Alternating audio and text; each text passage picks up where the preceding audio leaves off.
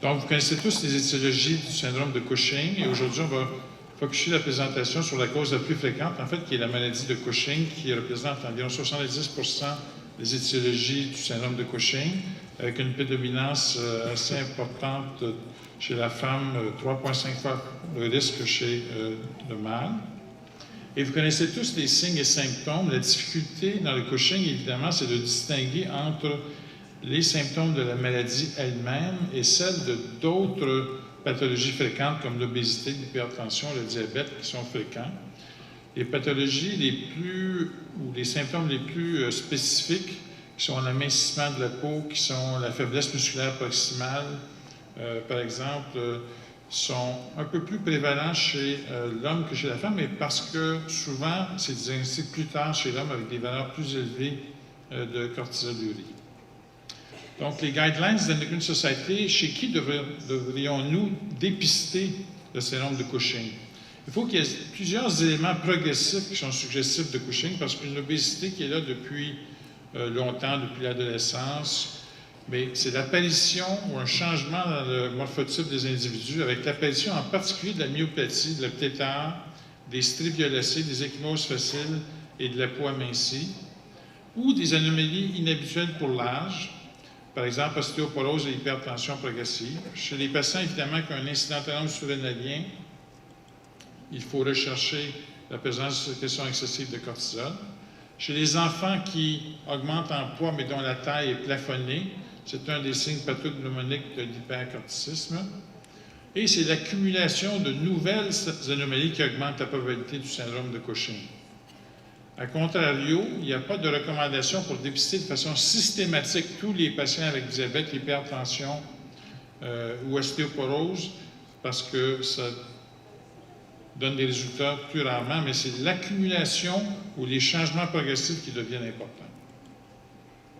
Donc, l'algorithme initial dans le diagnostic du Cushing, tel que recommandé par les guidelines de l'Endocrine Society en 2008, donc, chez les patients chez qui il y a une présentation des symptômes cliniques évocateurs, on doit procéder à l'un des 3 tests de dépistage, qui sont soit la cortisolurie de 24 heures pour la collecte urinaire de cortisol urinaire libre, soit le test avec 1 mg d'hexaméthasone au coucher, ou soit le cortisol salivaire au coucher. Dans certaines circonstances, comme vous le verrez, on préfère un test par rapport à l'autre, mais si les symptômes sont assez florides, un ou l'autre de ces 3 tests de dépistage-là sont recommandés. Si 1, 2 ou 3 de ces tests-là sont normaux, il est peu probable qu'il y ait un syndrome de Cushing, bien qu'on n'exclue pas complètement les cas très, très cycliques. Et si une de ces dépistages-là est anormale, bien là, il faut faire des tests de confirmation, évidemment exclure la prise de glucocorticoïdes exogènes et de répéter les tests pour être bien certain qu'il y a une anomalie. Et là, les patients doivent être référés dans un milieu spécialisé qui a la capacité de procéder au diagnostic différentiel du syndrome de Cushing. Il faut être très conscient du fait que chez les patients avec maladie de Cushing, en particulier, il y a une variabilité extrêmement élevée parce que les tumeurs sécrètent de façon erratique, pulsatile, et d'une journée à l'autre, dans une grande étude que nous avons réalisée en relation avec l'étude du pastériotype dans la maladie de Cushing, si on regarde les valeurs basales de cortisolurie chez les individus, la variabilité intra-individuelle chez les mêmes patients avec maladie de Cushing était de plus de 50% d'une journée à l'autre. Il n'est pas rare qu'une cortisolurie sur 3 soit normale, sauf évidemment chez ceux qui ont des niveaux très, très élevés tout le temps. Donc, c'est pourquoi il faut faire au moins 2 à 3 examens de confirmation pour essayer de confirmer l'hypercorticisme et d'apprécier aussi la variabilité pour interpréter les résultats ultérieurs. Il est important aussi de constater que si les patients ont un flot urinaire qui est très anormal, donc les patients qui ont une insuffisance rénale chronique et qui ont un débit de filtration glomérulaire en bas de 60 ml par minute, ou chez ceux qui ont une potomanie avec des volumes urinaires qui sont élevés, ça peut fausser les résultats vers le haut, alors qu'évidemment, dans l'insuffisance rénale chronique, les niveaux de cortisolurie vont être diminués. De plus, il faut bien savoir quelle est la méthode analytique utilisée par votre laboratoire, parce que maintenant, avec les méthodes basées sur la masse, avec le GCMS, avec ces approches-là, les valeurs de cortisolurie normales sont beaucoup plus basses que lorsqu'on fait les dosages de type radio-immunologique sur les urines extraites ou non extraites. Le cortisol salivaire s'est progressivement inséré dans notre boîte à outils pour le diagnostic de l'hypercorticisme. Ça demande un laboratoire qui est capable de faire des dosages sensibles avec des niveaux beaucoup plus bas, mais c'est un outil qui est maintenant très, très utile, d'autant plus qu'il est très facile à réaliser à domicile, à la maison pour le patient, en particulier pour les patients qui ont beaucoup de fluctuations de leur niveau de cortisol. C'est donc un examen beaucoup plus facile à réaliser que la collecte urinaire de 24 heures de cortisolurie, et ça a une spécificité et une sensibilité qui est très, très respectable dans le diagnostic de l'hypercorticisme. Donc, il y a certaines conditions où il devient plus difficile, par exemple pendant la grossesse, alors que les niveaux de CBG augmentent, alors que le placenta lui-même produit du CRH, de l'ACTH. Physiologiquement, les niveaux de cortisol urinaire augmentent pendant la grossesse. Donc, il est parfois difficile de distinguer entre des valeurs modérément élevées de cortisol urinaire. C'est pourquoi le test avec le cortisol salivaire est peut-être préférable. Et puis le test avec dexaméthasone est difficile d'interprétation parce que le CBG est élevé et chez presque toutes les patientes, il n'y aura pas de suppression normale avec la dexaméthasone.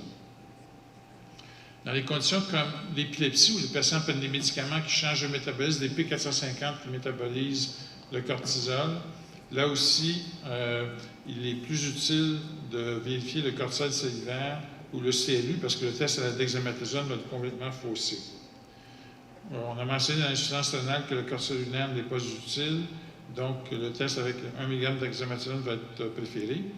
Et pour les patients avec un syndrome surrénien, ce qui est extrêmement fréquent, c'est beaucoup plus sensible d'utiliser le test avec 1 mg d'hexaméthasone parce que souvent le cortisol urinaire peut être normal malgré une sécrétion à bas bruit de cortisol qui va être révélée seulement par un test avec la dexaméthasone. Et comme je le disais, dans les Cushing cycliques, ça prend des valeurs sériées nombreuses pour être capable de le mettre en évidence.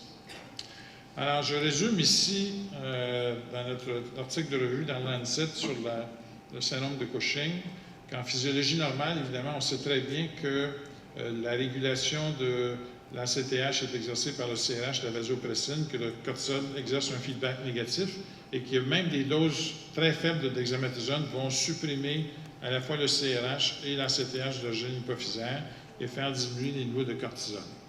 Dans la maladie de Cushing, où on a un adénome corticotrope hypophysaire, l'ACTH provient de cet adénome corticotrope hypophysaire-là. L'hypercorticisme, en fait, va supprimer le niveau de CRH endogène et d'ACTH des cellules corticotropes adjacentes à l'adénome corticotrope. Cependant, même si c'est à un niveau plus élevé que chez les sujets normaux, la majorité des patients, lorsqu'on sont encore sensibles, il y a encore des récepteurs pour les glucocorticoïdes, et lorsqu'on administre des plus hautes doses de dexaméthasone, on peut supprimer la production d'ACTH par l'adénome corticotrope, et il va y avoir un certain degré de diminution du cortisol à haute dose de dexaméthasone. Au contraire, dans les sécrétions ectopiques d'ACTH, lorsque c'est une tumeur maligne qui n'exprime pas de récepteur pour les glucocorticoïdes, ou qui n'exprime pas de récepteur pour le CRH ou pour la vasopressine, l'hypercorticisme entraîné par la sécrétion tumorale d'ACTH entraîne évidemment l'hypercorticisme et on va supprimer les niveaux endogènes de CRH et d'ACTH hypophysaire. Et même des très hautes doses dexaméthasone ne réussiront pas à inhiber la production d'ACTH parce qu'elles proviennent d'une tumeur qui n'exprime pas de récepteur pour les glucocorticoïdes. Par contre, il existe, et c'est là qu'est le défi pour la maladie de Cushing, c'est qu'il existe des tumeurs ectopiques qui sont des tumeurs bénignes pour la plupart, des tumeurs neuroendocriniennes qui ont un phénotype et un génotype très, très semblable aux adénomes corticotropes qui expriment les récepteurs pour les glucocorticoïdes, pour le CRH, pour la vasopressine, et qui vont se comporter exactement comme la maladie de Cushing. Et je vais sauter les cas surrénaliens parce qu'on n'en discutera pas aujourd'hui. Donc, dans le diagnostic différentiel du syndrome de Cushing, Lorsqu'on a confirmé l'hypercorticisme, la première chose importante à faire, c'est de mesurer les niveaux d'ACTH de base à au moins 2 reprises, parce que c'est ça qui va orienter notre algorithme. Si les valeurs d'ACTH sont basses, franchement supprimées, bien, ça va indiquer un Cushing ACTH indépendant. Et si l'ACTH est normal ou inappropriément normal malgré l'hypercorticisme ou élevé, bien, ce sont les causes ACTH dépendantes. Et parfois, on est dans une zone grise entre les deux. C'est là que ça peut être utile de faire un test de stimulation avec le CRH pour distinguer les formes ACTH dépendantes des formes indépendantes. Si l'ACTH est supprimé, on va faire des examens radiologiques pour regarder quelle est l'étiologie surrénalienne primaire de la cause d'hypercorticisme. Alors que si l'ACTH est normal ou inappropriément normal ou élevé, on va procéder dans un premier temps à une imagerie hypophysaire et on va faire des tests de confirmation avec les tests de la dexaméthasone à haute dose et des tests avec le CRH ou desmopressine afin de confirmer que tout ceci est bien concordant avec un Cushing ACTH dépendant, mais nous savons très bien que les tests dynamiques ne peuvent pas vraiment distinguer entre les causes ACTH corticotropes hypophysaires et certaines des causes ectopiques. Donc, si l'imagerie ne montre pas d'adénome ou un adénome plus petit que 6 mm, il est indiqué et que les tests de confirmation qu'il y a une réponse anormale, soit le test au CRH avec une réponse exagérée ou à la desmopressine et une suppression partielle avec les hautes doses de dexaméthasone, et qu'il n'y a pas de lésion radiologiquement plus grande que 6 mm, il est recommandé de faire un cathétérisme des sinus pétreux pour confirmer la source hypophysaire d'ACTH. Alors que si on a une lésion radiologique à IRM qui est plus grande que 6 mm et des tests concordants pour les tests dynamiques, on peut référer directement le patient à la chirurgie hypophysaire. Si le cathétérisme des sinus pétreux ne montre pas de gradient central d'ACTH, ben on va rechercher les causes d'ACTH ectopique. Donc, le test à la dexaméthasone, il y a plusieurs façons de le faire. Nous, ce qu'on aime bien utiliser, la plupart des gens utilisent la haute dose, 8 mg le soir au coucher, mais l'équipe française d'Abou Samra initialement, puis d'autres équipes par la suite, utilisent le test à la dexaméthasone intraveineux que moi j'aime bien utiliser parce que ça me donne vraiment un test dynamique avec plus qu'une valeur. On ne se fie pas à une seule valeur. Où on infuse la dexaméthasone 1 mg/h pendant 4 heures, de 11 heures à 15 heures.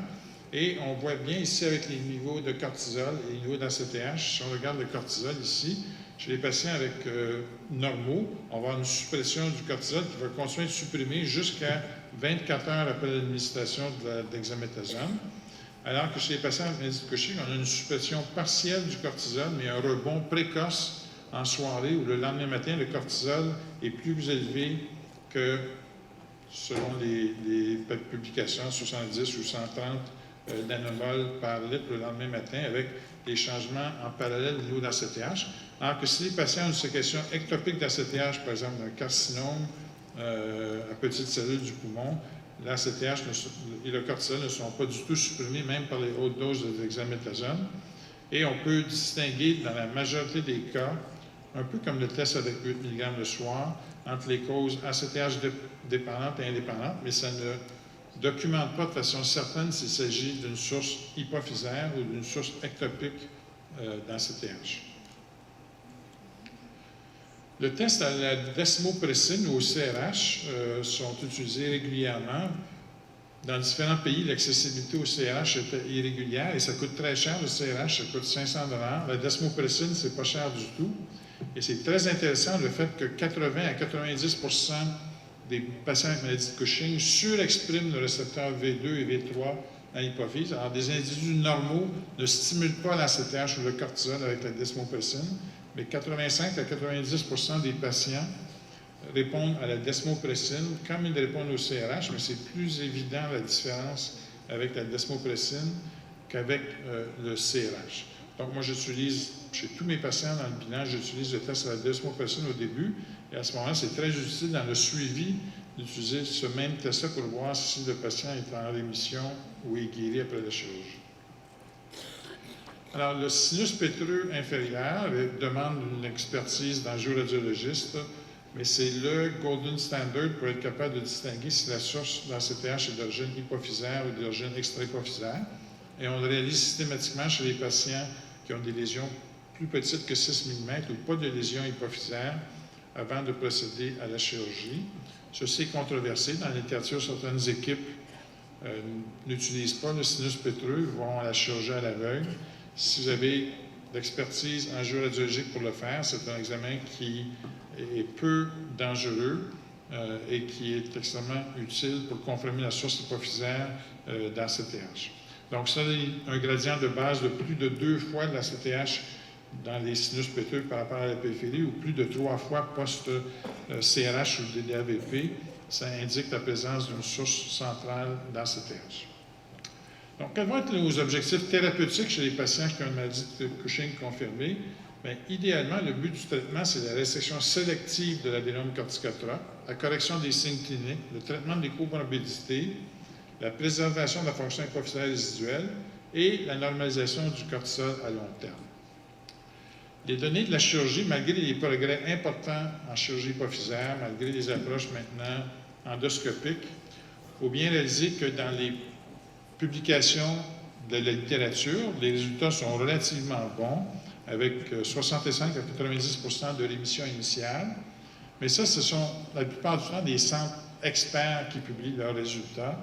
Et lorsqu'on réunit les gens dans des congrès sur le Cushing, c'est plutôt autour de 50 % le taux de guérison initiale lorsqu'on regarde dans des milieux moins ultra spécialisés. Mais même chez les patients qui ont des macrodénomes, ce pourcentage de réussite de la chirurgie initiale chute à 65 %. Et si on regarde après 5 ans ou 10 ans, quel est le pourcentage de récurrence, même chez les patients qui étaient en rémission initialement, ça va jusqu'à 10-20 % après 10 ans, puis certaines séries même jusqu'à 30 %. Ce qui fait que globalement, après 10 ans, il y a peut-être 50 à 60 % des patients seulement qui sont en rémission à long terme et que le pourcentage de patients qui ont une récidive de leur maladie de Cushing est quand même important et demande une stratégie ou une approche pour le traitement de ces patients-là.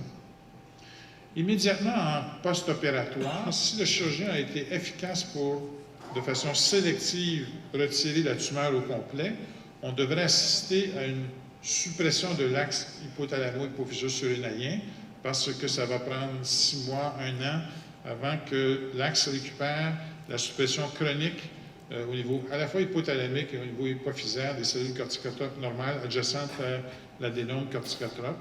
Donc, on devrait constater des niveaux extrêmement supprimés de cortisol en post-opératoire. Donc, les critères de rémission post-chirurgie, dans la littérature, ils sont très variables. Le plus fréquemment utilisé, c'est celui d'un cortisol plasmatique à moins que 50 nanomoles par litre en post-opératoire immédiat. Certains ont été beaucoup plus larges dans les valeurs acceptées. Il faut reconnaître que si un patient a un Cushing très, très cyclique, ou peut-être que la suppression de l'axe n'était pas complète, que peut-être que les patients auront des valeurs un peu plus élevées que 50, mais sont en rémission, c'est quand même un groupe très sélectif, ça. Alors, ce qu'on aime bien voir, c'est que les niveaux soient extrêmement bas après la chirurgie. Parfois, les patients ont une hyperplasie cortico-surrénalienne assez importante. Ça va prendre 1 semaine ou 2 avant que l'hyperplasie nodulaire des surrénales commence à régresser. Donc, même si les niveaux ne sont pas nécessairement en bas de 50, il faut vraiment attendre comme 1 mois après la chirurgie et faire des tests de stimulation à la desmopressine ou au CRH environ 1 mois après la chirurgie pour voir si le patient est en rémission ou non. Donc, il faut couvrir les patients pour la chirurgie en présumant que le chirurgien va être efficace pour resséquer la tumeur. Il n'y a pas de consensus. Dans certains centres spécialisés, on couvre systématiquement les patients avec de l'hydrocortisone ou de la dexaméthasone pour le geste chirurgical, alors que dans d'autres milieux, on surveille les patients de très près. On ne donne pas de remplacement de glucocorticoïdes, mais on mesure les niveaux de cortisol plasmatique à tous les jours. Et si ceux-ci chutent de façon importante, ou si le patient commence à présenter des symptômes d'hypocorticisme, le remplacement avec glucocorticoïdes est amorcé.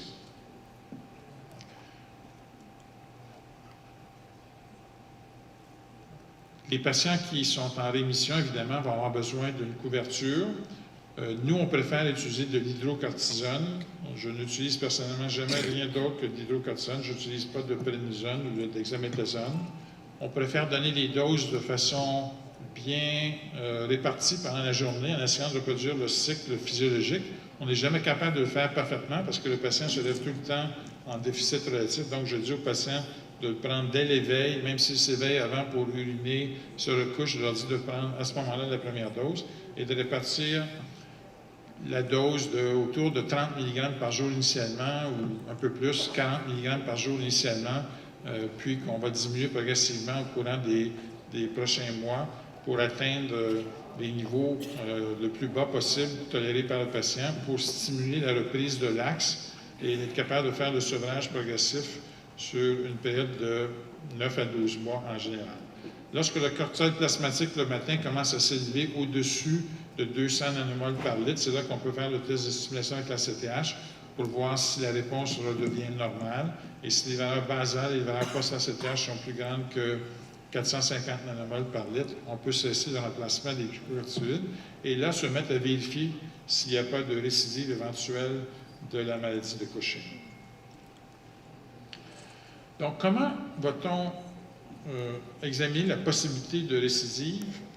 Il y a plusieurs tests qui ont été utilisés dans le passé et il semble bien que les tests les plus sensibles pour détecter une récidive, c'est soit le test avec 1 mg d'hexaméthasone au coucher ou le cortisol salivaire, mais ça demande souvent jusqu'à 3 à 4 échantillons pour être capable de dépister. C'est l'équipe de Bordeaux qui a démontré l'utilité de faire des prélèvements répétés. Ou l'équipe de Marseille a aussi proposé un test combiné avec 1 mg d'hexaméthasone au coucher, suivi le lendemain matin d'un test avec la desmopressine. Et les patients qui ne répondent pas sont ceux qui n'évolueront pas vers une récidive, alors que ceux qui répondent encore au test à la desmopressine, le lendemain matin de la prise de 1 mg d'hexaméthasone, avaient un haut pourcentage de récidive éventuelle de leur maladie de Cushing. La cortisolurie de 24 heures est le test le moins sensible pour dépister une récidive. C'est sûr que si le patient a encore des signes florides, ça va être élevé, mais les changements progressifs de récidive sont mieux dépistés par un ou l'autre de ces 3 tests. Il est peu utile de faire une résonance hypophysaire si la biochimie est encore normale et il n'y a pas d'évidence de maladie de Cushing récidivante. Donc, idéalement, dans l'algorithme, on a fait la chirurgie hypophysaire, tant mieux si le patient est en rémission, puis on va le suivre. Et s'il y a une persistance, bien là, on a un grand débat, puis il faut faire un groupe multidisciplinaire de tumor board pour discuter chacun des patients, parce qu'il n'y a pas une recette universelle qui s'applique à tous. Le patient qui a une tumeur qui était non visible, que le chirurgien n'a pas réussi à trouver, qui est encore en hypercortice, versus le patient qui avait un macroadénome hypophysaire, et puis qu'il y avait de l'invasion du sinus caverneux, c'est 2 situations extrêmement différentes qui ne seront pas approchées nécessairement de la même façon. C'est sûr que si le patient a une tumeur résiduelle, non résécable, invasive, on va souvent combiner de la radiothérapie à ce moment-là pour le contrôle de la tumeur, avec ou sans surrénectomie bilatérale, parce que ça prend souvent plusieurs mois ou 2-3 années avant que la radiothérapie amène un contrôle. Alors, on va pouvoir faire un contrôle médical en plus de la radiothérapie. Chez les patients qui ont des maladies très, très sévères, chez une jeune femme qui va avoir une grossesse, il se peut qu'on aille rapidement à la surrénectomie bilatérale. Mais maintenant, on a des choix potentiels d'une deuxième chirurgie hypophysaire, surtout s'il y a de la tumeur résiduelle qui est visible ou que la chirurgie était faite par un chirurgien moins expert initialement et qu'un chirurgien expert voit encore une lésion puis peut procéder à une deuxième chirurgie, où on a maintenant différents choix de traitements médicaux que nous allons discuter maintenant. Alors, quelles sont ces thérapies médicales? Depuis longtemps, on avait des inhibiteurs de la stéroïdogenèse, incluant le méthylapone, le kétoconazole, mitotane utilisé en France, mais peu dans d'autres milieux. Mais il y a des nouvelles molécules qui apparaissent actuellement, par exemple, un nouvel inhibiteur de la 11-bêta-hydroxylase, qui est le LCI 199, que nous avons étudié, dont les publications vont venir bientôt, qui semble très prometteur. Auparavant, on n'avait pas vraiment médication qui ciblait la tumeur corticotrope hypophysaire, comme c'est le cas, par exemple, pour les proactinons. Mais au courant des dernières années, il a été démontré qu'il y a des récepteurs à la fois pour la dopamine D2 ou pour la somatostatine, en particulier les récepteurs SST5. Et il y a donc des études qui ont démontré l'utilité de la cabergoline ou du passériotide et d'autres études qui commencent avec l'acide rétinoïque. Donc, il y a d'autres possibilités pour cibler la tumeur corticotrope hypophysaire. Puis, comme on le sait, les mécanismes moléculaires commencent à être mieux connus avec les mutations USP. Donc, il y a de l'avenir vraiment pour développer des nouvelles molécules qui vont aller cibler la cause initiale de la maladie de Cushing. Et enfin, il y a aussi, aux États-Unis actuellement, en Europe depuis un certain temps, la mifepristone, qui est un antagoniste du récepteur des glucocorticoïdes, qui n'est pas disponible pour nous au Canada et qui est plus difficile à utiliser pour interpréter les résultats. Donc, le choix du traitement doit être individualisé pour chaque patient. Et vous avez ici un résumé, puis je n'aurai pas le temps d'aller dans le détail, mais chacune de ces molécules-là agit à différents endroits. Par exemple, le méthylapone, c'est sur la 11-bêta-hydroxylase, alors que le kétoconazole, c'est sur différentes enzymes d'astrodogénèse, avec des conséquences différentes. Par exemple, avec un bloqueur de la 11-bêta-hydroxylase, on va accumuler des précurseurs qui peuvent donner des minéralocorticoïdes qui sont élevés ou des androgènes qui vont s'élever parce qu'on utilise une molécule qui va accumuler des précurseurs, alors que si on bloque toute la chaîne de synthèse, on n'accumule pas des précurseurs, mais chez les hommes, on va amener un hypogonadisme.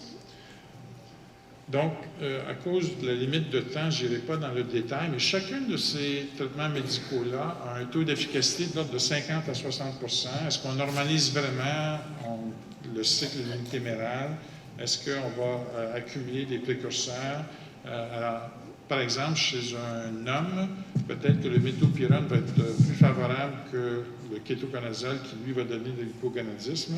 Et chez la femme, le kétoconazole est peut-être préférable au méthylpyrrone qui va augmenter les androgènes avec les risques d'hypertension artérielle et d'hypokaliémie. Parce que c'est plus nouveau, je vais juste couvrir très brièvement la cabergoline.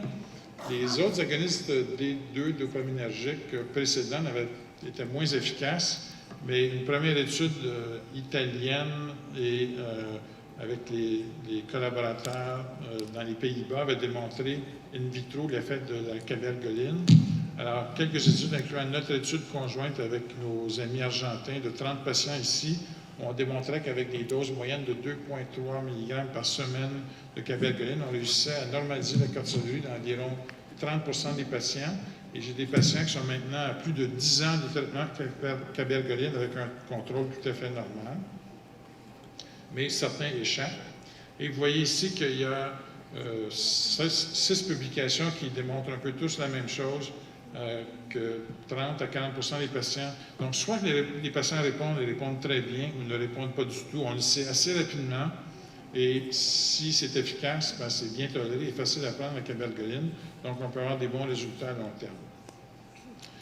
L'autre molécule qui a été utilisée, c'est pour cibler le récepteur somatostatine SST5, le passériotide. La première étude avec la passériotide injectée 2 fois par jour a montré environ 20 à 25 % d'efficacité dans les patients avec maladie de Cushing. Et nous venons de publier une étude sur 150 patients le mois dernier avec le passériotide à longue durée d'action, donc injecté 1 fois par mois. Et nous avons utilisé des doses soit de 10 ou de 30 mg par jour initialement, et ça pourrait être augmenté progressivement jusqu'à 30 ou 40 mg.